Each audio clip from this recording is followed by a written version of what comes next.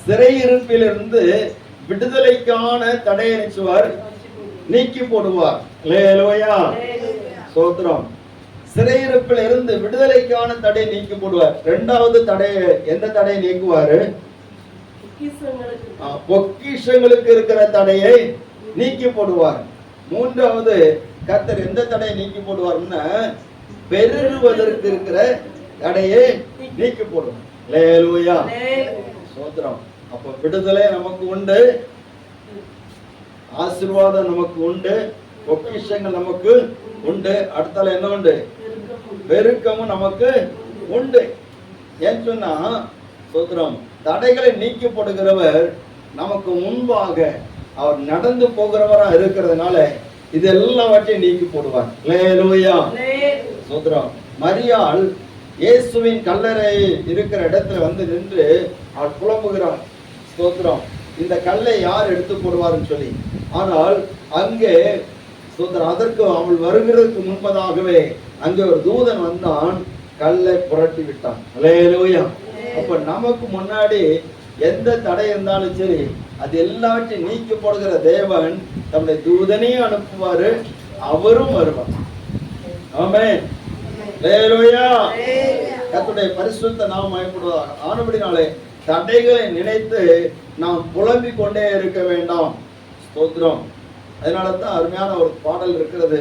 தடைகளை உடைத்தீரையா, தள்ளாட விடவில்லையே, தடைகளை உடைத்தீரையா, தள்ளாட விடவில்லையே, சோர்ந்து போன நேரமெல்லாம் தூக்கி என்னை சுமந்து வாக்கு தந்து தேற்றி நீரே, சோர்ந்து போன நேரமெல்லாம் வாக்கு தந்து தேற்றி நீரே, நன்றி நன்றி ஐயா, கோடி கோடி நன்றி ஐயா, நன்றி நன்றி ஐயா, கோடி கோடி நன்றி ஐயா. அல்லேலூயா, ஆமென். தடைகள் சோர்ந்து போக பண்ணுகிறது.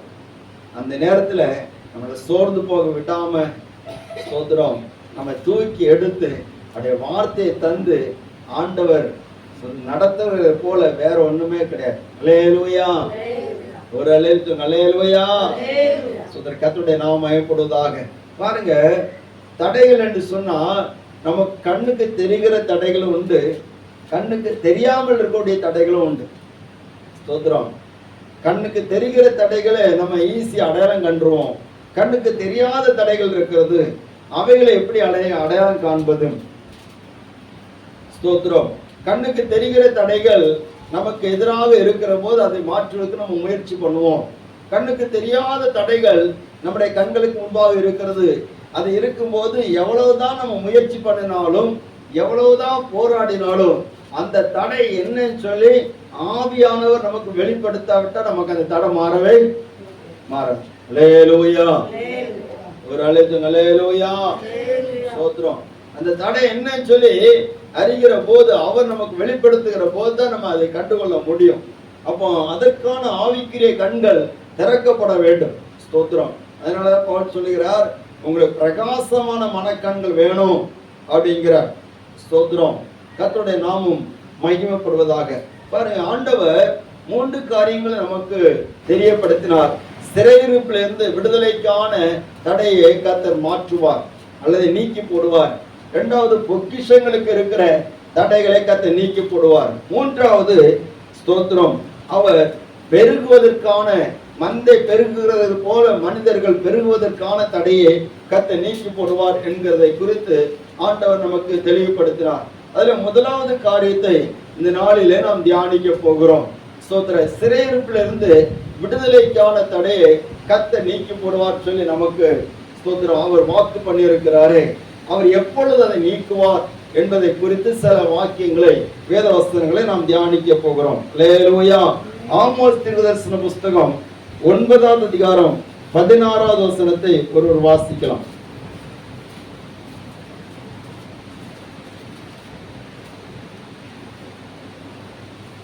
ஆமோஸ் 9ஆம் அதிகாரம் 15வது வசனம், 14, 15. என் ஜனமாகிய இஸ்ரவேலின் சிறையிருப்பை திருப்புவேன். என் ஜனமாகிய இஸ்ரவேலின் சிறையிருப்பை திருப்புவேன். அவர்கள் பாழான நகரங்களை கட்டி அவைகளில் குடியிருந்து திராட்சை தோட்டங்களை நாட்டி அவைகளுடைய பல ரசத்தை குடித்து தோட்டங்களை உண்டாக்கி அவைகளின் கனிகளை புசிப்பார்கள். அவர்கள் தேசத்திலே நாட்டுவேன். நான் அவர்களுக்கு கொடுத்த தேசத்தில் இருந்து அவர்கள் இனி பிடுங்கப்படுவதில்லை என்று உன் தேவனாகிய கர்த்தர் சொல்லுகிறார். அல்லேலூயா. சோதரே, நான் என் ஜனமாகிய இஸ்ரவேலின் சிறையிருப்பை திருப்புவேன் சொல்லி ஆண்டவர் சொல்லுகிறார். நான் திருப்புவேன், சிறையிருப்பை திருப்புவேன் என்று சொல்லி ஆண்டவர் மீகா தீர்க்கதரிசி மூலமாக மட்டுமல்ல, அநேக தீர்க்கதரிசிகள் மூலமாகவும் ஆண்டவர் இந்த வார்த்தையை சொல்லி இருக்கிறார். வேதத்தில் பார்க்கும்போது ஆமோஸ் என்கிற தீர்க்கதரிசி அவர் சாதாரணமான தீர்க்கதரிசி கிடையாது, கடினமான தீர்க்கதரிசி. அவர் சொல்லுகிற தீர்க்கதரிசனம் எல்லாமே மிகவும் தண்டனைக்குரிய கடினமான வார்த்தைகளை தான் அவர் அதிகமாக பயன்படுத்துகிறார். அந்த தீர்க்கதரிசி அவர் முதல் அதிகாரங்கள், 2வது அதிகாரங்கள், முதல் பகுதியில் உள்ள அதிகாரங்களை பார்க்கும்போது மிகவும் கடினமான தண்டனைக்குரிய தீர்க்கதரிசனங்களை சொல்லுகிறார். கடைசியில அதே தீர்க்கதரிசி மூலமாக கர்த்தர் சொல்லுகிற வார்த்தை, என் ஜனமாகிய இஸ்ரவேலின் சிறையிருப்பை திருப்புவேன். அல்லேலூயா. அல்லேலூயா. அவர்கள் சிறையிருப்பாக இருக்கிறார்கள். யூதா இஸ்ரவேல் தேசம் 2 தேசமாக பிரிந்தது. இஸ்ரவேல் தேசமாகவும் யூதா தேசமாக பிரிந்தது. இஸ்ரவேல் தேசம் தேவனுக்கு எதிராக பாவம் செய்த போது அவர்கள் அசீரியருடைய கையில் ஒப்பு கொடுக்கப்பட்டு பூமி எங்கும் சிதறடிக்கப்பட்டார்கள். யூதா ஜனங்கள் பாவம் செய்த போது அவர்கள் பாபிலோன் ராஜாவாகிய நேபுகாத்நேச்சாருடைய கையில் ஒப்பு கொடுக்கப்பட்டு அவர்கள் பாபிலோனுக்கு அடிமைகளாக கொண்டு போகப்பட்டார்கள். ஸ்தோத்திரம். இந்த சிறையிருப்புக்கு கொண்டு போகப்பட்ட ஜனங்கள் மறுபடியும் திரும்புவார்களா, திரும்புவதற்கு வாய்ப்பு இருக்கிறதா என்று சொல்லி பார்த்தால் ஆண்டவர் அதற்கான தீர்க்கதரிசனத்தை சொல்லி, நான் என்னுடைய ஜனத்துடைய சிறையிருப்பை திருப்பி அவர்களை கொண்டு வந்து அவர்களுடைய தேசத்தில் நாட்டுவேன் என்று சொல்லுகிறார். அல்லேலூயா. அல்லேலூயா.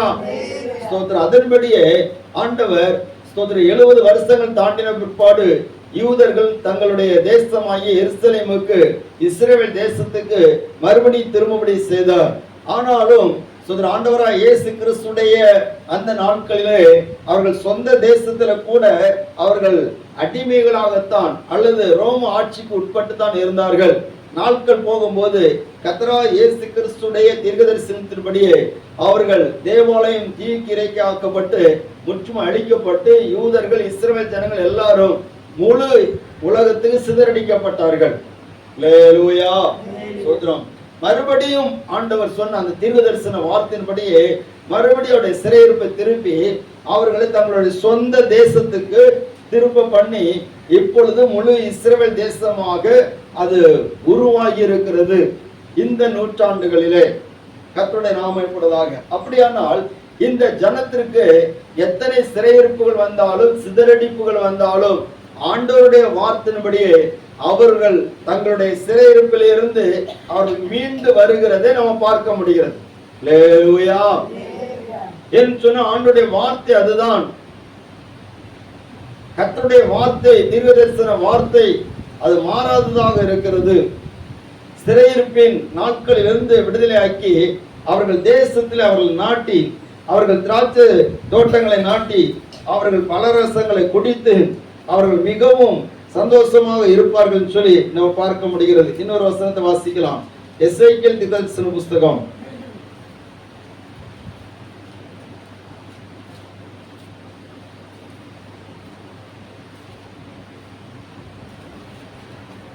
எசேக்கியேல் 39வது அதிகாரம்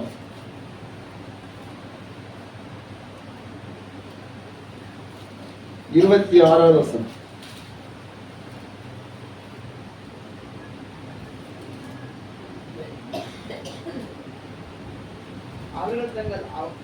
அவர்கள் தங்கள் அவமானத்தையும் பயப்படுத்துவார் இல்லாமல் தாங்கள் சுகமாய் தங்கள் தேசத்தில் குடியிருக்கும் போது எனக்கு விரோதமாய் அவர்கள் செய்த எல்லா துரோகத்தையும் சுமந்து தீர்த்த பின்பு நான் யாக்கோபின் சிறையிருப்பை திருப்பி இஸ்ரவேல் வம்சத்து அனைத்துக்கும் இறங்கி என் பரிசுத்த நாமத்துக்காக வைராக்கியமாய் இருப்பேன். அல்லேலூயா.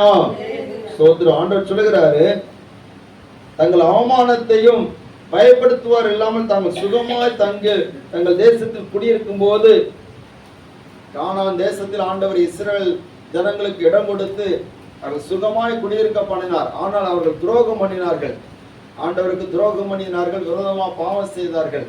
ஆனபடினாலே ஆண்டவர் சகல தேசங்கள் சிதறடித்தார். அதெல்லாம் அந்த அக்கிரமத்தெல்லாம் சுமந்து தீர்த்த பிற்பாடு நான் அவருடைய சிறையிருப்பை நிச்சயமே சிறையிருப்பை திருப்பி இஸ்ரவேல் வம்சம் அனைத்துக்கும் இறங்கி என் பரிசுத்த நாமத்துக்காக நான் வைராக்கியமா இருப்பேன், அவர்கள் எல்லாரையும் திரும்பி வர பண்ணுவேன். அல்லேலூயா, அல்லேலூயா. இப்படி நிறைய வசனங்கள் இருக்கு. எல்லாவற்றையும் சொல்லிட்டு இருந்தாச்சுன்னு சமயம்ல இன்னொரு வசனத்தை கூட வாசிங்க. எரேமியா 30வது அதிகாரம் 3வது வசனம். இதோ நாட்கள் வரும் என்று கர்த்தர் சொல்லுகிறார். அப்பொழுது நான் இஸ்ரவேலும் என் ஜனத்தினுடைய சிறையிருப்பை திருப்பி நான் அவர்கள் பிதாக்களுக்கு கொடுத்த தேசத்திற்கு அவர்களை திரும்பி வர பண்ணுவேன். ஆதே அவர்கள் சுதந்தரித்துக் கொள்வார்கள் என்று கர்த்தர் சொல்லுகிறார். அல்லேலூயா. ஸ்தோத்திரம். அவர்களை திரும்பி வர பண்ணுவேன் சொல்லுகிறார். அப்படியானால் இந்த ஜனம் கர்த்தரால் மேன்மைப்படுத்தப்பட்ட ஜனம், ஆசீர்வதிக்கப்பட்ட ஜனம் இப்பொழுது இருக்கிறது ஒரு சிறையிருப்புக்குள் இருக்கிறார்கள். அன்பானவர்களே, இந்த வசனங்களை நாம் சிந்திக்கிற போது ஆண்டவரை பின்பற்றுகிற, ஆண்டவரை விசுவாசித்து அவருடைய நன்மைகளினால் வழிநடத்தப்படுகிற நமக்கு கூட இந்த வார்த்தைகள் அநேக நேரத்தில் பொருந்தக்கூடியதாக இருக்கிறது. எப்படி என்று சொன்னால், நம்முடைய வாழ்க்கையிலும் பல நேரங்களிலே பல சிறையிருப்புக்குள்ளால இருக்கிறோம். விடுதலையாக எந்த காரியத்தை செய்ய முடியாதபடிக்கு சிறையிருப்புக்குள்ளால இருக்கிறோம். வியாதி என்கிற சிறையிருப்பு, கடன் பிரச்சனை என்கிற சிறையிருப்பு, பல நெருக்கங்கள் என்கிற சிறையிருப்பு, இந்த சிறையிருப்புகள் எல்லாம் நம்ம அநேக நேரத்தில் சோர்ந்து போக பண்ணுகிறது. அல்லேலூயா. ஸ்தோத்திரம். எப்படி ஆண்டவர் எனக்கு எவ்வளவு அற்புதங்கள்லாம் செய்திருக்கிறார், எவ்வளவு நன்மையெல்லாம் செய்திருக்கிறார், இப்பொழுது ஒன்றுமே நடக்க மாட்டேங்குது. ஸ்தோத்திரம். இப்பொழுது எல்லாரும் ஒரு மாதிரி பேசக்கூடிய அளவுல என்னுடைய அனுபவங்கள் இருக்கிறது என்று சொல்லி இந்த ஜனங்களை போல நாமும் கூட பல நேரங்களிலே சிந்திக்கிறோம். அல்லேலூயா. ஸ்தோத்திரம். சிறையிருப்பு சிறைப்பிடிச்சு வச்ச போல இருக்குது, எங்கேயுமே போக முடியாது, நகர முடியாது. இப்படி ஒரு போராட்டத்துல நான் மாட்டிக்கிட்டேனே, இப்படி ஒரு நிலைமையில மாட்டிக்கிட்டேனே என்று சொல்லி தனிமையிலையும் வெளியிலையும் புலம்புகிற காரியங்களை பார்க்க முடிகிறது. யாரிடத்துல சில விஷயங்களை நம்ம சொல்ல முடியாது, நம்ம குடும்பத்தின் காரியங்களை சொல்ல முடியாது, நம்முடைய சரீரத்தின் போராட்டங்களை சிலருக்கு சொல்ல முடியாது. உடன் இருக்கிறவங்க கூட நம்ம சொல்லி ஆறுதல் அடைய முடியாது. அப்படிப்பட்ட சிறையிருப்புகள் நமக்கு இருக்கிறது சில நேரங்களிலே. அல்லேலூயா. ஆமென். ஸ்தோத்திரம். அநேக பண தேவைகள் இருக்கிறது. ஆனால் கர்த்தர் சொல்கிறார், அந்த சிறையிருப்பிலிருந்து விடுதலை ஆவதற்கான தடையை கர்த்தர் நீக்குவேன் சொல்லுகிறார். அல்லேலூயா. அந்த தடையை நீக்குவார், நம்ம சிறையிருப்பிலிருந்து விடுதலை ஆக்குவார். ஸ்தோத்திரம். உங்களுக்கு கடந்த நாட்களில் எந்த காரியத்துல நீங்க ஒரு சிறையிருப்பின் அனுபவத்தில் இருந்தாலும் சரி, ஒரு கட்டுக்குள்ளால இருந்தாலும் சரி, அதுல இருந்து விடுதலையாக்க தேவன் வல்லவராக இருக்கிறார். பாருங்க. ஸ்தோத்திரம். நம்மை சிறையிருப்புக்குள் வைத்து பாதுகாப்பதற்கு பிசாசு ரொம்ப கவனமா இருக்கிறான். அல்லேலூயா. பவுலையும் சீலாவையும் சிறைச்சாலைகளை கொண்டு வச்சு உட்கார வச்சு அங்க பாதுகாக்கிறதுக்கு சிறைச்சாலை தலைவனை வச்சிருக்கிறான், காவலாளிகளை வச்சிருக்கிறான், இதே போல எல்லாரும் இருக்கிறாங்க. எப்படியாவது இவங்களை சிறையிருப்புக்குள்ளே வச்சு செயல்படாம ஆக்கிடலான்ட்டு. ஆனா ஸ்தோத்திரம். அவர்கள் அந்த இடத்துல துதித்தார்கள், ஜெபித்தார்கள். சிறைச்சாலையின் அஸ்திபாரங்கள் அசைந்தது. சிறைச்சாலை தலைவனே அதிர்ந்துட்டான். அந்த அளவுக்கு கர்த்தர் சூழ்நிலையில செய்தாரு, மாற்றினார். அல்லேலூயா. அப்ப நமக்கு இருக்கிற தடை ஒரு பெரிய விஷயமே கிடையாது. பேதுரு அவரு சிறைச்சாலையில வைக்கப்பட்டிருந்தாரு. பாருங்க, சபையர் எல்லாரும் ஊக்கமா ஜெபித்தாங்க. நடந்த விஷயம் என்ன? சோத்திரம். தூத வந்து தட்டி எழுப்பி அவனுக்கு வஸ்திரத்தை உடுக்க வச்சு அவனுடைய செங்கலை எல்லாம் அவனை விட்டு மாற்றி அழைத்து கொண்டு வருகிறார். அழைத்து கொண்டு வருகிற போது என்ன நடக்கிறது? கதவெல்லாம் தன்னால திறக்கும். அல்லேலூயா. நம்ம சிறையிருப்ப கர்த்தர் மாற்றும் போது கதவெல்லாம் எப்படி திறக்கும்? தன்னால திறக்கும். நம்ம சிறையிருப்புக்குள்ள இருந்தோம்னா ஸ்தோத்திரம், இருக்கிறது கூட அடைஞ்சு போயிடும். அல்லேலூயா. திறந்த வாசல் கூட நமக்கு இப்படிதான் தெரியும், அடைக்கப்பட்ட வாசல் அதான் தெரியும். அவர் சிறையிருப்பை திருப்பிட்டார் சொன்னா அடைக்கப்பட்ட வாசல் எல்லாம் திறக்கப்படும். அல்லேலூயா. ஸ்தோத்திரம். அப்ப அவர் திறக்கணும், அவர் மாற்றணும், அவர் சிறையிருப்பை மாற்றணும். ஸ்தோத்திரம். அதற்கு தான் நம்ம அவருடைய சமூகத்துல இன்னும் அதிகமாக நெருங்க வேண்டி இருக்கிறது. அவர் முன்பாக போகிறார். சிறையிருப்பை மாற்றவர் முன்பாக போகும்போது நம்முடைய எல்லா சிறையிருப்புகள் மாறும். இந்த வருஷத்துல உங்களுக்கு இருக்கிற எல்லா சிறையிருப்பையும் கர்த்தர் மாற்றுவார். ஸ்தோத்திரம். எப்பொழுது கர்த்தர் தம்முடைய ஜனத்துடைய சிறையிருப்பை மாற்றுவார், அதுதான் இன்றைக்கு நம்ம பார்க்க போகிற காரியம். உபாகமத்தின் புஸ்தகம் 30வது அதிகாரம் 3வது வசனத்தை ஒரு வாசிங்கள். உபாகமம் 30:3.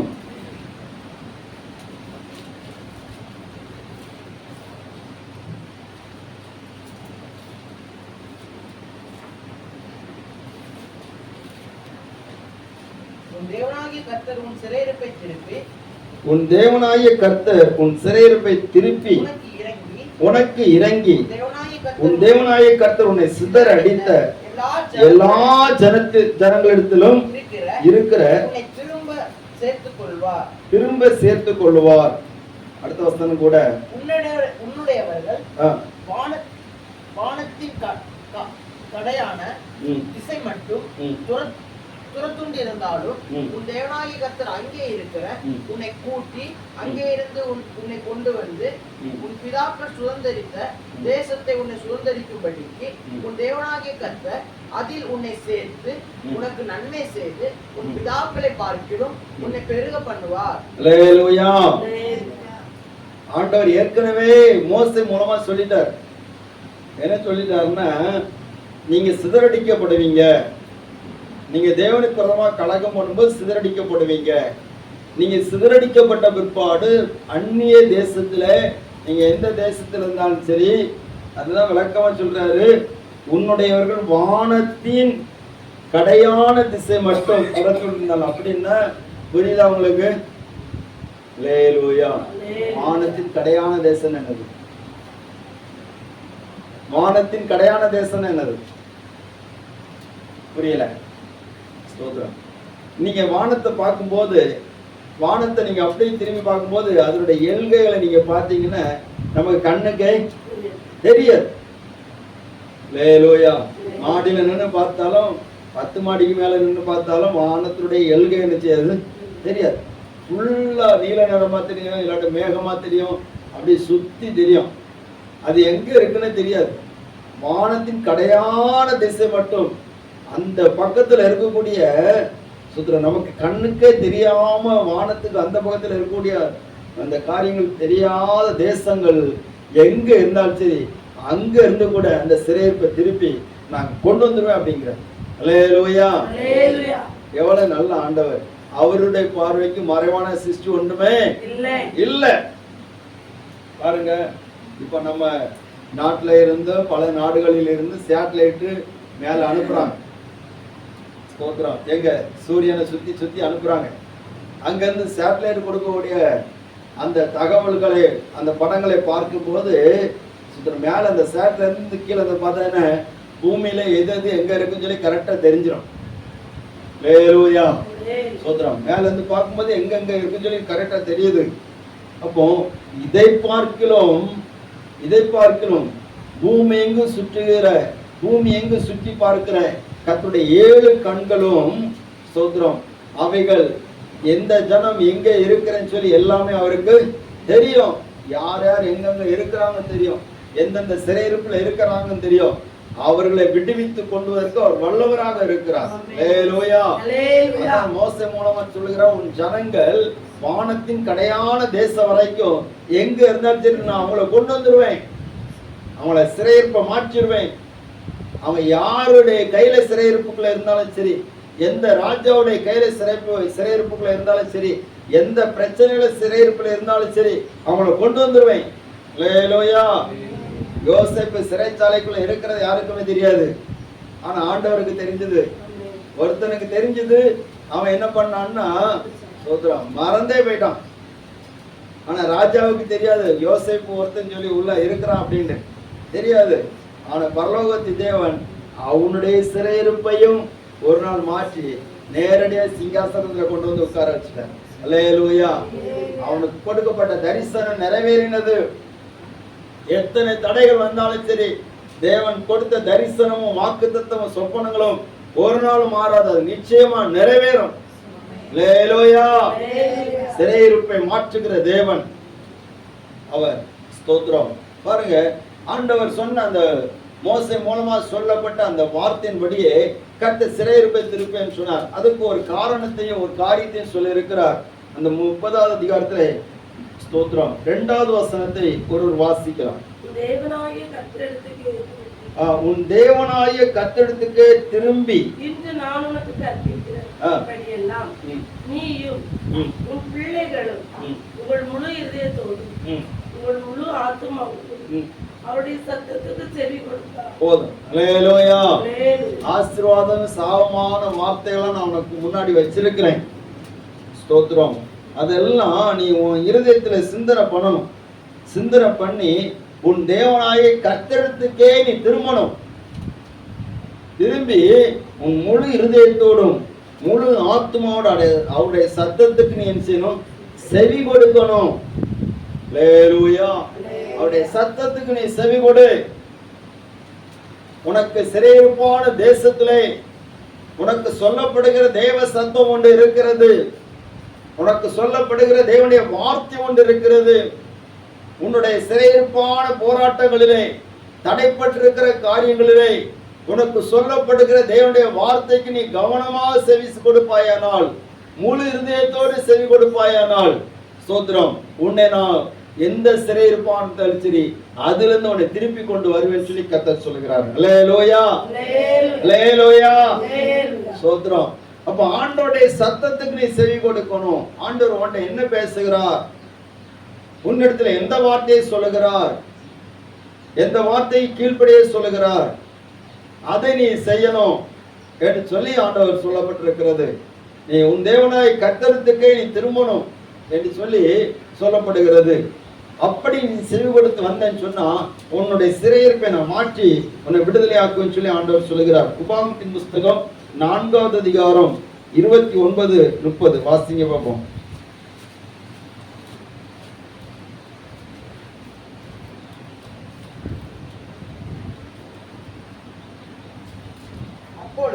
அப்பொழுது அங்கே இருந்து உன் தேவனாய கர்த்தரை தேடுவாய், உன் முழு இருதயத்தோடும் உன் முழு ஆத்துமாவோடும் அவரை தேடும் போது அவரை கண்டடைவாய். அடுத்த வசனம்.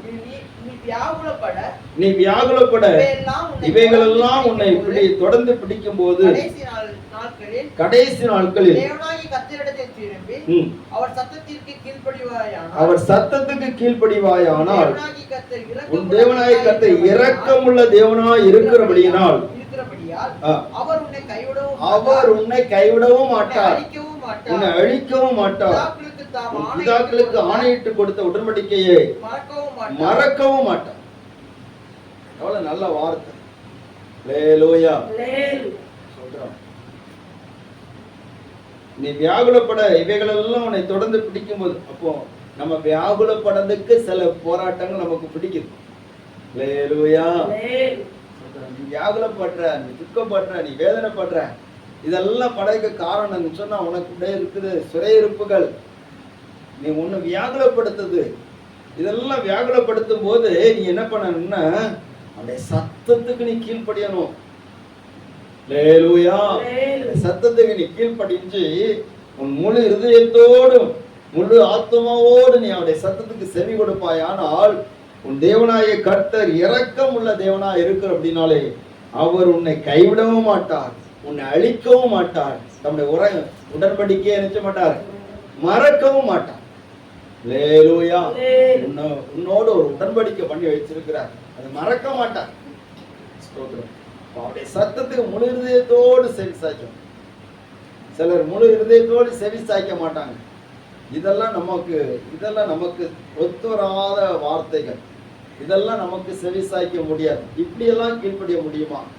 எல்லாரும் பைபிள் படி நடந்துட்டா இருக்காங்க அப்படின்னுட்டு நம்ம நிறைய நேரத்துல தூசிய மாதிரி தட்டி விட்டுட்டு போயிட்டே இருப்போம். அல்லேலூயா. எல்லாரும் பைபிள் படி நடக்க முடியுமா? நடக்க முடியுமா? முடியாதா? பதில் சொல்ல முடியல யாருக்கும். சொல்றோம் அல்லேலூயா. அதெல்லாம் கஷ்டங்க. பைபிள் படி நடக்கணும்னா பைபிள் படி 100க்கு 100 நடக்கணுங்கன்னு நம்ம ஆட்களும் ஒரு வார்த்தை சொல்லி வச்சிருக்கிறாங்க. அப்படி நடந்தாச்சுன்னா நம்ம இந்த உலகத்துல இருக்க முடியாது. அப்படின்னு என்ன அர்த்தம்னா ஏதாவது தப்பு பண்ணாதான் இந்த உலகத்துல இருக்க முடியும். இல்லாட்டா தப்பே பண்ணாட்டா அவர் எழுச்சுவாரு, எடுத்துட்டு போயிடுவாரு அப்படின்னுட்டு நிறைய பேர் சொல்லி வச்சிருக்கிறாங்க. அல்லேலூயா. சோத்திரம். அது அதுக்கான வார்த்தை கிடையாது.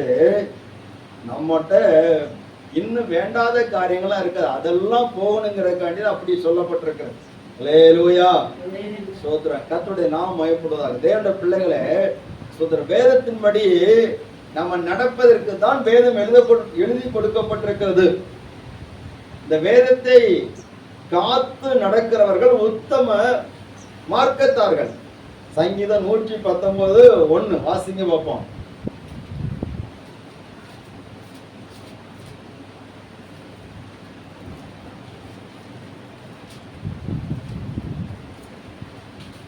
சீக்கிரமா வாசிங்க, டைம் இல்ல. கர்த்தருடைய வேதத்தின்படி நடக்கிற உத்தம மார்க்கத்தார் பாக்கியவான்கள். கர்த்தருடைய வேதத்தின்படி நடக்கிற உத்தம மார்க்கத்தார் பாக்கியவான்கள். அல்லேலூயா.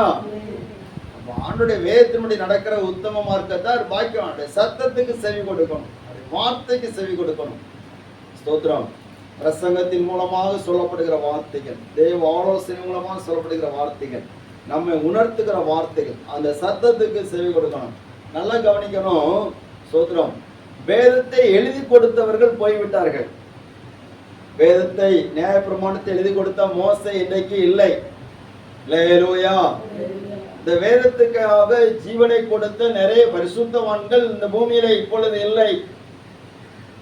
கிட்டத்தட்ட 1500 வருடங்களாக போராடி, ஸ்தோத்திரம், 40க்கு மேற்பட்ட ஆசிரியர்களை கொண்டு இந்த வேத புஸ்தகம் எழுதப்பட்டிருக்கிறது. இதுல சொல்லப்பட்டிருக்கிற தேவனுடைய வார்த்தைகளை எழுதி கொடுத்தவர்கள் இன்றைக்கு இல்லை. ஆனால் வார்த்தை இருக்கிறது, தேவனுடைய சத்தம் இந்த வேத புஸ்தகத்துல இருக்கிறது. எந்த மொழியா இருந்தாலும் எந்த பாஷைக்காரனா இருந்தாலும் அவனோடு இந்த சத்தம் பேசி கொண்டிருக்கும். யாரும் மறுப்பு தெரிவிக்க முடியாது. இந்த சத்தம் பேசிக்கொண்டே இருக்கிறது. ஸ்தோத்திரம். இந்த சத்தம், தேவனுடைய சத்தம், அது எங்கே இருந்து வேண்டுமானாலும் பேசும். நல்லா கவனிங்க. வேதம் சொல்லி இருக்கிறது, கல்லுகள் சுவரிலிருந்து கூப்பிடுமாம், உத்திரம் பேசுமா, சாட்சியிடுமா. அப்படி வசனம் இருக்கு. அல்லேலூயா. அவருடைய சத்தம், ஸ்தோத்திரம், இந்த வேதம் எழுதி கொடுப்பதற்கு முன்பதாகவே கேட்டுக்கொண்டிருந்தது. நம்ம மனசாட்சியில் அவருடைய சத்தம் கேட்கிறது. அல்லேலூயா. இந்த வேதம் தெரியாதவர்களுக்கு எப்படி அவங்க மனசாட்சியில தேவனுடைய சத்தம் கேட்கிறது? சொல்லுவாங்க, என் மனசாட்சிக்கிறத மட்டும் நான் எதையுமே செய்யல.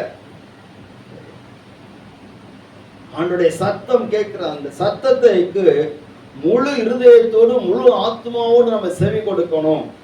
இன்னொரு வசனத்தை கூட வாசிங்க பார்ப்போம். யோசுவாவின் புஸ்தகம் 22வது அதிகாரம் 5ஆம் வசனம்.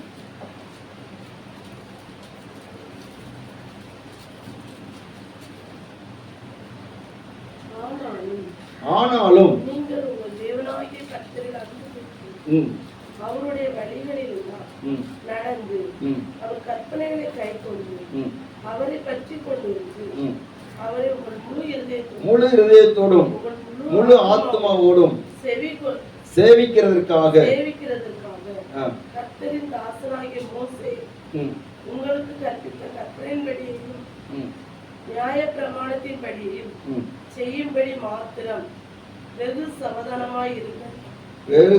சாவதானமாயிருங்கள் என்று சொல்லப்பட்டது. அல்லேலூயா. அதுக்கு மட்டும் நீங்க ரொம்ப கவனமா இருக்கணும். சோத்திரம். நீங்க போங்க, சுதந்திரங்களுக்கு போங்க. உங்களுக்கு சிறையிருப்பான எகிப்திலிருந்து வந்த சிறையிருப்புல இருந்து உங்களை விடுதலை ஆக்கி உங்களுக்கு சுதந்திரத்தை தந்தாச்சு. நீங்க சுயாதீனமா நீங்க பண்ணுங்க. ஆனா என்னன்னா, தேவனாய் கர்த்தரை முழு இருதயத்தோடும் முழு ஆத்மாவோடு சேவி, அந்த சத்தத்துக்கு செவி கொடு. அல்லேலூயா. இந்த வார்த்தையை தான் ஆண்டவர் சோத்திரம் சொல்லிக்கொண்டே வந்தார். இதே சம்பவம், இந்த காரியத்தை எரேமியா தீர்க்கதரிசியுடைய நாட்களிலே யூதா ஜனங்கள் பாபிலோனுக்கு அடிமைகளாக கொண்டு போகப்பட்டார்கள். கொண்டு போகப்படுகிற போது சில ஜனங்கள் அங்கே மீதி வைக்கப்பட்டிருந்தார்கள். அந்த மீதி வைக்கப்பட்டிருந்த ஜனங்கள் அவர்களுக்கு ஆண்டவருடைய ஆலோசனை எரேமியா மூலமாக வருகிறது. வாசிக்கலாம். எரேமியா தீர்க்கதரிசன புஸ்தகம்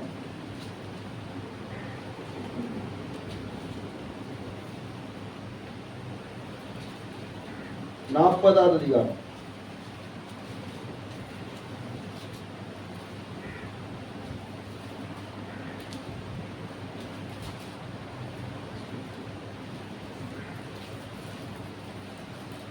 நாற்பத்தி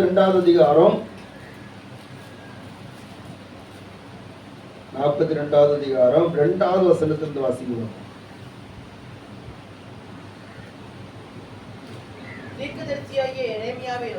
தீர்க்கதரிசியாகிய எரேமியாவை நோக்கி உம்முடைய தேவனாகிய கர்த்தர் நாங்கள் நடக்க வேண்டிய வழியையும் செய்ய வேண்டிய காரியத்தை எங்களுக்கு பண்ணும்படிக்கு நீர் எங்களை விண்ணப்பத்துக்கு இடம் கொடுத்து மீதியா இருக்கிற இந்த சகல எங்களுக்காக உம்முடைய தேவனாகிய கர்த்தரை நோக்கி ஜெபம் பண்ணும். சரி, கவனிங்க. இந்த வசனங்கள் நம்ம தொடர்ந்து வாசிக்கும் போது நிறைய விஷயங்கள் நம்ம புரிந்து கொள்ள முடியும். என்னன்னா, எரேமியாட்ட வராங்க. நாங்க எங்களெல்லாம் ஒரு கூட்ட சிறையிருப்பு போயிட்டாங்க, நாங்க என்ன செய்யணும்? அப்போ எரேமியா சொல்றாரு, நீங்க இந்த தேசத்துல இருங்க, பாபிலோன் ராஜாவை சேவிங்க, அப்போ உங்களுக்கு நன்மை உண்டாகும் சொல்லி ஆலோசனை சொல்றாரு. அந்த வார்த்தைக்கு கீழ்படிய மனசு இல்லை. இவங்க எரேமியா தீர்க்கதரிசனத்துல சொல்றாங்க, எங்களுக்காக நீங்க வேண்டுதல் பண்ணணும், வேண்டுதல் பண்ணி கர்த்தர் என்ன சொல்கிறாரோ அதன்படி நாங்க நிச்சயம் செய்வோம். அல்லேலூயா. சில நேரத்துல அப்படித்தான் சொல்றாங்க. ஊழியக்காரங்களை பார்த்து, நீங்க எங்களுக்காண்டி ஜெபம் பண்ணுங்க, ஆண்டவர் உங்களுக்கு என்ன சொல்றாரோ அதுபடி நாங்க நிச்சயம் சொல்லுங்க வைப்போம். அல்லேலூயா. சொல்றாங்களா இல்லையா? என்ன சொல்றாங்களோ, ஆண்டவர் என்ன சொல்றாரோ அதன்படி நாங்க நிச்சயம் செய்வோம். இன்னைக்கு கேட்கிற மாதிரி அன்னைக்கு எரேமியா தீர்க்கதரிசியை பார்த்து ஜனங்கள் கேட்டாங்க. அப்ப எரேமியா சொன்னாரு, என்ன சொன்னாங்கன்னா, சோத்ரம் 5 வசனம் சொல்லுவோம், அவர்கள் எரேமியாவை நோக்கி உம்முடைய தேவனாய கர்த்தர் உம்மை கொண்டு எங்களுக்கு சொல்லி அனுப்பும் எல்லா வார்த்தையின்படி நாங்கள் செய்யாவிட்டால் கர்த்தர் நமக்கு நடுவே சத்தியம் உண்மையுமாய் சாட்சியா இருக்க கடவர். அது நன்மையானாலும் சரி தீமையானாலும் சரி, எங்கள் தேவனாய கர்த்தர் சத்தத்துக்கு நாங்கள் கீழ்ப்படியதினால் எங்களுக்கு நன்மை உண்டாகும்படிக்கு நாங்கள் உண்மை அனுப்புகிற எங்கள் தேவனாய கர்த்தருடைய சத்தத்துக்கு கீழ்ப்படி நடப்போம் என்றார்கள். எவ்வளவு ஸ்ட்ராங்கா சொல்றாங்க. நன்மையா இருந்தாலும் சரி தீமையா இருந்தாலும் சரி, நாங்க யாருடைய வார்த்தை கீழ்ப்படிவோம்? கர்த்தருடைய சத்தத்துக்கு. எல்லாரும் சொல்லுங்க, கர்த்தருடைய சத்தத்துக்கு கீழ்ப்படின்னு சொன்னாங்க. ஆனா 10 நாள் கழிச்சு எரேமியாட்ட வராங்க. எரேமியாட்ட கேட்கிறாங்க. அப்ப எரேமியா 10வது வசனம் சொல்லுகிறார், நீங்கள் இந்த தேசத்தில் தரித்திருந்தால் நான் உங்களை கட்டுவேன், உங்களை இடிக்க மாட்டேன், உங்களை நாட்டுவேன், உங்களை பிடுங்க மாட்டேன், நான் உங்களுக்கு செய்திருக்கிற தீங்குக்கு மனஸ்தாபப்பட்டேன். என்று சொல்லி ஆண்டவருடைய வார்த்தை வருது. உங்களுக்கு இவ்வளவு தீங்கு வந்திருக்க சொல்லி நான் மனஸ்தாபப்பட்டிருக்கிறேன். ஆண்டவர் பேசுற. அல்லேலூயா. ஸ்தோத்திரம். நான் உங்களை இனி இடிக்க மாட்டேன், இனி நான் உங்களை கட்டுவேன், நீங்க இந்த தேசத்திலே இருங்க அப்படின்னு. ஆனா இந்த மக்கள் என்ன சொல்றாங்க தெரியுமா? என்ன பண்ணாங்க, என்ன சொன்னாங்க தெரியுமா? ஸ்தோத்திரம்.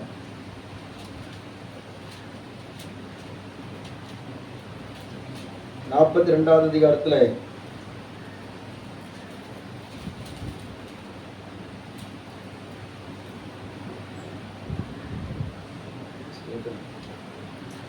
ஆண்டவர் சொல்லுகிற வார்த்தைக்கு அவர்கள் 21 வசனம் சொல்லப்பட்டிருக்கிறது.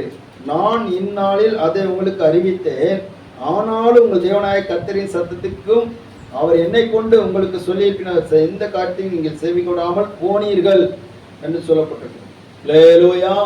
நான் உங்களுக்கு அறிவிச்சுட்டேன், ஆனால் நீங்க செவி கொடுக்காம போயிட்டீங்க. 43வது அதிகாரத்துல இந்த ஜனங்கள் எல்லாரும் என்ன சொல்றாங்க தெரியுமா? 1 வசனத்தை வாசிங்க பார்ப்போம். 1-2. எளிய சகல ஜனங்களுக்கும் அவர்களுடைய தேவனாகிய கர்த்தர் தன்னை கொண்டு அவர்களுக்கு சொல்லி அனுப்பின எல்லா வார்த்தைகளையும் சொன்னார்.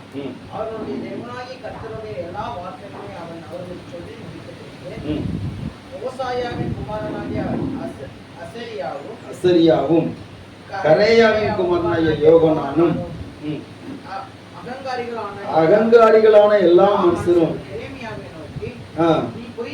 நீ பொய் சொல்லுகிறாய், தங்கும்படிக்கு அங்கே போகாதீர்கள் என்று சொல்ல எங்கள் தேவனாகிய கர்த்தர் உன்னை எங்களிடத்துக்கு அனுப்பவில்லை. அல்லேலூயா. ஸ்தோத்திரம். நீ பொய் சொல்ற. 10 நாள் உபவாசம் இருந்து ஜெபம் பண்ணவர், ஜெபம் பண்ணி ஆண்டவருடைய வார்த்தையை கேட்டு சொல்லியாச்சுன்னா இறைமையை பார்த்து சொல்றாங்க, நீ பொய் சொல்ற. அதுக்கு முன்னாடியே சொன்னாங்க, நன்மையானாலும் சரி தீமையானது நாங்க கீழ்ப்படியோன்னு சொன்னவங்க, இப்ப நீ பொய் சொல்ற. அல்லேலூயா. பவுல் கலாத்திய சபைக்கு சொல்றாரு, சத்தியத்தை சொல்லுகிறதுனால் நான் உங்களுக்கு சத்துருவானேனோ, உண்மையை சொன்னதுனால உங்களுக்கு சத்துருவா இருக்கிறேனா? சில நேரத்துல உண்மையை சொல்லும் போது, உண்மையான சத்திய வசனத்தை சொல்லும் போது ஊழியக்காரர்கள் சத்துருக்களாக மாறிவிடுகிறார்கள். அல்லேலூயா. ஒரு அலையில சொல்லுங்க பார்ப்போம். இதுக்கு பின்னாடி உள்ள சம்பவங்களை நீங்க பாத்தீங்கன்னா ரொம்ப கடுமையா இருக்கும். இவங்க சொல்லுவாங்க, நாங்க சோதனை எங்க தேவனுடைய சத்தத்தை நாங்க செவிக்க மாட்டோம், வானராக்கினைக்கு நாங்க பலி செலுத்தாததுனால தான் இதெல்லாம் வந்துச்சுன்னு சொல்லிட்டு வானராக்கினைக்கு அவர்கள் பலி செலுத்த போயிடுவாங்க. தேவனுடைய சத்தத்துக்கு செவி கொடுக்காமல் இருந்தால் நம்முடைய சிறையிருப்பு மாறாது. அவருடைய சத்தத்துக்கு நாம் செவி கொடுக்க வேண்டும். 2வது, அவருடைய சத்தம் அவருடைய சிறையிருப்பை மாற்ற வேண்டுமானால் இன்னொரு வேத வார்த்தை வாசிக்கலாம். 1 ராஜாக்களின் புஸ்தகம் 8வது அதிகாரம் 47 வாசம்.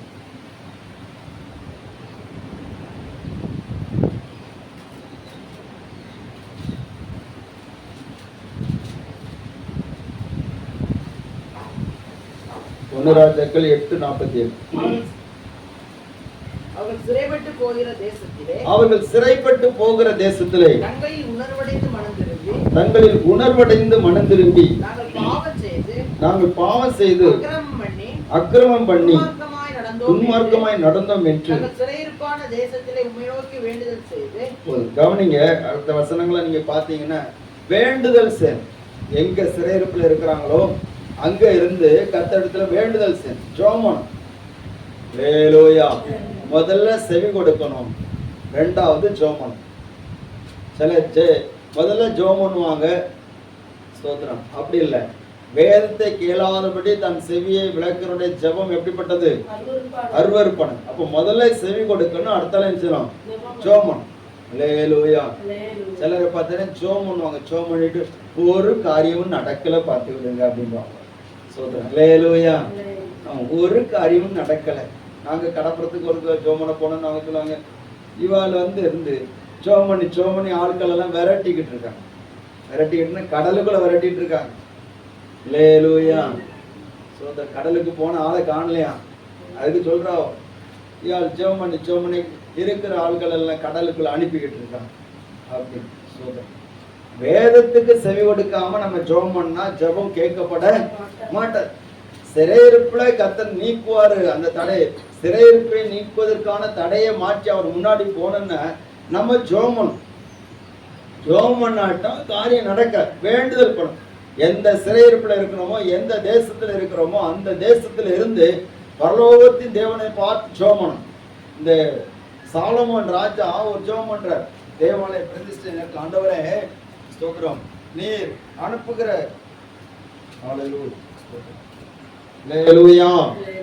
நீர் அனுப்புகிற, நீ சிறையிருப்பாக அனுப்புகிற தேசத்துல இருந்து, எந்த தேசத்துல இருந்து உம்முடைய சமூகத்தை நோக்கி விண்ணப்பம் பண்ணினாலும் அங்க இருந்து ஜெபம் பண்ணும் போது நீ இந்த சிறையிருப்பை மாற்றணும்னு சொல்லி ஜெபம் பண்றார். ஆண்டவர் அந்த வார்த்தைக்கு செவி கொடுத்து சொல்றாரு, சுத்ர இந்த இடத்துல செய்யப்படுகிற விண்ணப்பத்திற்கு என்னுடைய கண்கள் திறந்தவைகளை என் செவிகள் கவனிக்கிறவர்களுமாயிருக்கும். அப்ப எருசலேமை பார்த்து, எருசலேம் தேவாலயத்தை பார்த்து எங்க இருந்து ஜெபம் பண்ணாலும் அந்த இடத்துல கர்த்தருடைய கண்களும் செவிகளும் கவனிச்சுட்டே இருக்கும், பார்த்துக்கிட்டே இருக்கும். அல்லேலூயா. தானியேல் ஜெபம் பண்றாரு. எருசலேமுக்கு நேராக பலகைகளில் திறந்திருக்க பாபிலோன்ல இருந்து ஜெபம் பண்றாரு. தடை வந்தாலும் ஜெபம் பண்றாரு. அல்லேலூயா. அன்னைக்கு பரிசுத்தவான்கள் அப்படி ஜெபம் பண்ணனால தான் ஸ்தோத்திரம் விடுதலை கிடைச்சு. கவனிங்க, ஆண்டவர் சொல்லிட்டாரு 70 வருஷம் முடிச்சு விடுதலை கிடைக்கும் சொல்லிட்டாரு. ஆனா சும்மா ஒண்ணும் கிடைக்கல. இந்த பரிசுத்தவான்கள் ஜெபம் பண்ணாங்க. அல்லேலூயா. வாக்குத்தத்தம் இருக்கிறது விடுதலை கிடைக்கும் என்று சொல்லி, தடைகள் நீங்கும் என்று சொல்லி. ஆனா ஜெபம் பண்ணாட்ட தடைகள் நீங்க. அந்த 70 வருஷம் முடிவில் அவர்கள் வெளியே வர்றதுக்கு அவங்க விண்ணப்பம் பண்றாங்க, வேண்டுதல் பண்றாங்க. ஸ்தோத்திரம். எரேமியா ஜெபம் பண்றார். அந்த எரேமியா ஜெபம் பண்றாரு, தானியேல் ஜெபம் பண்றாரு, எஸ்ரா, நெகேமியா இவங்கெல்லாம் ஜெபம் பண்றாங்க. ஸ்தோத்திரம்.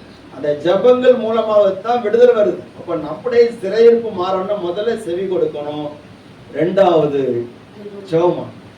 அல்லேலூயா. ஆமா, ஸ்தோத்திரம்.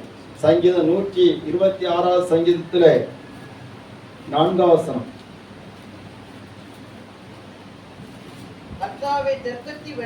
கர்த்தாவே தெற்கத்தி வெள்ளங்களை திருப்பது போல எங்கள் சிறையிருப்பை திருப்பும். அல்லேலூயா. கண்ணீரோடு விதைக்கிறவன் கம்பீரமாய் நிச்சயமான் அறுப்பான் என்று சொல்லப்படுது. அப்ப சிறையிருப்பு மாறன்னா ஆண்டவரை பார்த்து சோமன், ஆண்டவரே தெற்கத்தி வெள்ளங்களை திருப்பது போல எங்கள் சிறையிருப்பை உடனே திருப்ப மாட்டார். அல்லேலூயா. 1 வசனத்தை வாசிங்க பார்ப்போம். சீயோனின் சிறையிருப்பை கர்த்தர் திருப்பும் போது சொப்பனம் காண்கிறவர்கள் போல இருந்தோம். மத்தியில உடனே திருப்பினாரா? இல்ல, ஒரு சொப்பனம் காண்கிறது போல சிறையிருப்புகள் மாறும். ஸ்தோத்திரம். நம்பவே முடியாது. கர்த்தருடைய நாமமே கூடதான். இன்னைக்கு அதிகாலையில் அப்படியே ஜபத்திலே இருந்துட்டு அப்படியே இருக்கும்போது ஸ்தோத்திரம் அப்படி கொஞ்சம் படுக்கலாமேன்ட்டு படுத்ததுன்னு திடீர்னு சொல்லி அப்படியே ஒரு பெரிய ஒரு ஆராதனை நடத்துகிற மாதிரி ஒரு காரியத்தை ஆண்டு வெளிப்படுத்தினார். அப்படியே அந்நிய பாஷையில் பேசி உடனே எழும்பிட்டேன். அல்லேலூயா. ஒரு புதிய அனுபவமாக இருந்துச்சு. ஸ்தோத்திரம். கர்த்தர் நல்லவர். ஸ்தோத்திரம். இதுவரையில் இல்லாத ஒரு அனுபவத்தை கர்த்தர் நாளில் தந்தார். பாருங்க, வேண்டுதல் பண்ணணும், ஜெபம் பண்ணணும். ஜெபம் பண்ணும் போது கர்த்தர் இந்த சிறையிருப்பை மாற்றும். எந்த காரியத்துல உங்களுக்கு சிறையிருப்பு இருக்குதோ அதுக்கு வேண்டி உத்தரவாதம் பண்ணுங்க. அதுக்கு வேண்டி கர்த்தருடைய சத்தத்துக்கு செவி கொடுங்க. ஆண்டவரே, எந்த காரியம் நம்ம கீழ்ப்படியாமல் இருக்கிற அது எனக்கு வெளிப்படுத்தும் அப்படின்னு சொல்லி கேட்டு சத்தத்துக்கு நம்ம கீழ்ப்படிந்து அந்த சமத்துல நாம் வேண்டுதல் பண்ணினா அந்த ஜெபத்தை கற்றுக்கணும். அல்லேலூயா. கடைசியா ஒரு காரியத்தை மட்டும் சொல்லி நம்ம ஜெபிக்க போகிறோம். சகரியா தீர்க்கதரிசன புஸ்தகம் 2வது அதிகாரம் 7வது வசனத்தை ஒரு வாசிக்கிறோம்.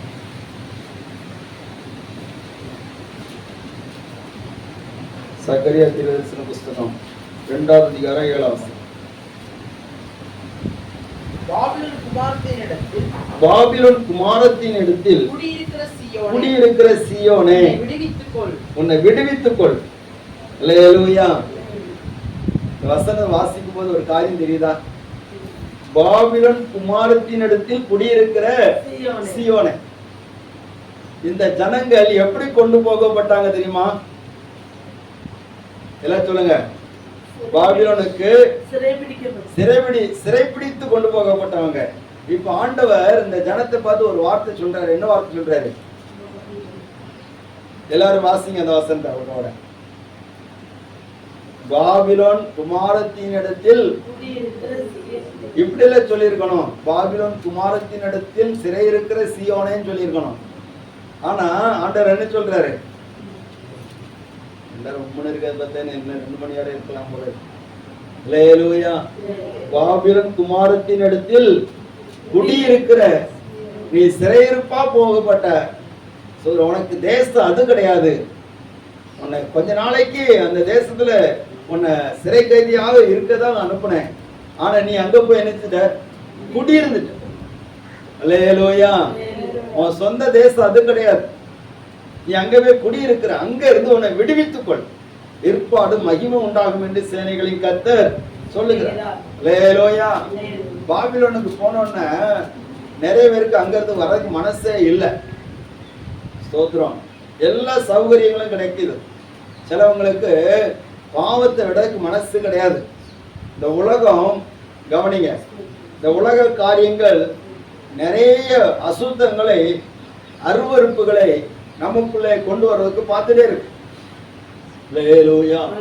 இந்த உலகத்துல வாழ்ந்தாலும் பாபிலோன் குமாரத்தின் இடத்துல நம்ம என்னென்ன தற்காலிகமா நம்ம தங்கி இருக்கிறோமே தவிர நிரந்தரமாக அல்ல. குடியிருக்கிற சீயோனே உன்னை விடுவித்துக் கொள் சொன்னா இந்த உலகத்தில் உள்ள பாவத்தோடு கலந்து விடாதே. நீ உன்னை விடுவிச்சாதான் உன் சிறையிருப்புல இருந்து விடுதலை கிடைக்கும். அல்லேலூயா. ஒரு எழுத்துல வைப்போம். பாபிலோனின் ஆடம்பரங்கள், பாபிலோனுடைய ஆசை இச்சைகள், பாபிலோனுடைய மேன்மைகள், மேட்டிமைகள், பெருமைகள். அல்லேலூயா. ஸ்தோத்திரம். என்ன பாபிலோன் நியாயத்தீர்க்கப்பட போகிறது. உலகத்தெல்லாம் மோசம் வைக்கிற மகா பாபிலோன் அருவருப்புகளுக்கெல்லாம் தாய் என்று சொல்லப்பட்டிருக்கிறது. இதை குறித்து சொன்ன ஒரு பெரிய ஒரு சப்ஜெக்ட் அது. அதை குறித்து ஆண்டவருக்கு சித்தமான என்னன்னா நம்ம ரொம்ப தியானிக்கலாம். பாபிலோன் நடுவில் குடியிருக்கிற சீயோனே உன்னை விடுவித்துக்கொள். அல்லேலூயா. பாபிலோனுடைய அந்த காரியங்கள், பாபிலோனுடைய அசுத்தங்கள், அருவருப்புகள், ஸ்தோத்திரம், மோக இச்சைகள், ஸ்தோத்திரம், அதெல்லாம் வச்சிருந்து விடுவித்துக்கொள். உலகம் நம்மளை கரைப்படுத்த பார்க்கிறது, அதிலிருந்து விடுவித்துக்கொள். ஒரே ஒரு காரியத்தை மட்டும் சொல்றேன்.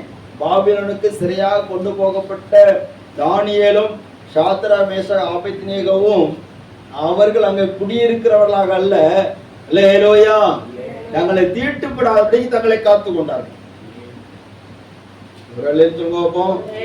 மற்றவங்கலாம் பாபிலோன்ல தண்ணி நல்ல ராஜா வீட்டு சாப்பாடு கிடைக்க சொல்லி எல்லாம் கமந்து விழுந்து சாப்பிட்டு கிடக்குது. ராஜா விக்கிரங்களுக்கு படைத்ததெல்லாம் புசிக்க கொடுக்குறான், நல்ல மதுபானம் கொடுக்குறான், எல்லாம் வாங்கி புடி ஏதோ நம்ம கிடைச்சிட்டு அப்படின்னு சொல்லிட்டு எல்லாரும் சாப்பிடுறாங்க. அல்லேலூயா. ஆனா அதுல இருக்கக்கூடிய தேவ மனுஷர்கள் அவர்கள் தங்களை விலக்கி காத்து கொண்டார்கள், விடுவித்து கொண்டார்கள்.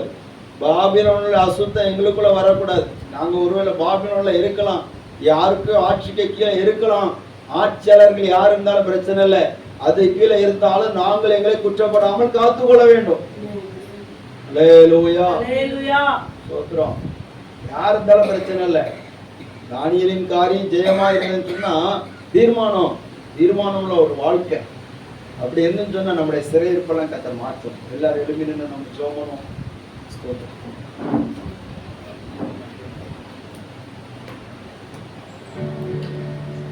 எல்லாரும் ஜெபிப்போம். ஆண்டவரே,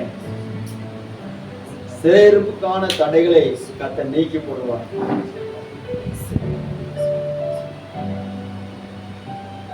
சிறையிருப்புக்கான தடைகளை கர்த்தர் நீக்கி போடுவான். எப்பொழுது சொன்னா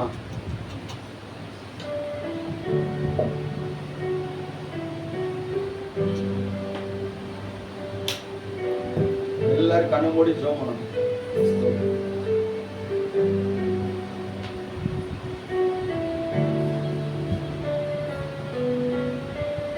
எல்லாரும் ஜெபிப்போம். அவருடைய சத்தத்துக்கு உண்மையாய் செவி கொடுப்போம். ஆனால்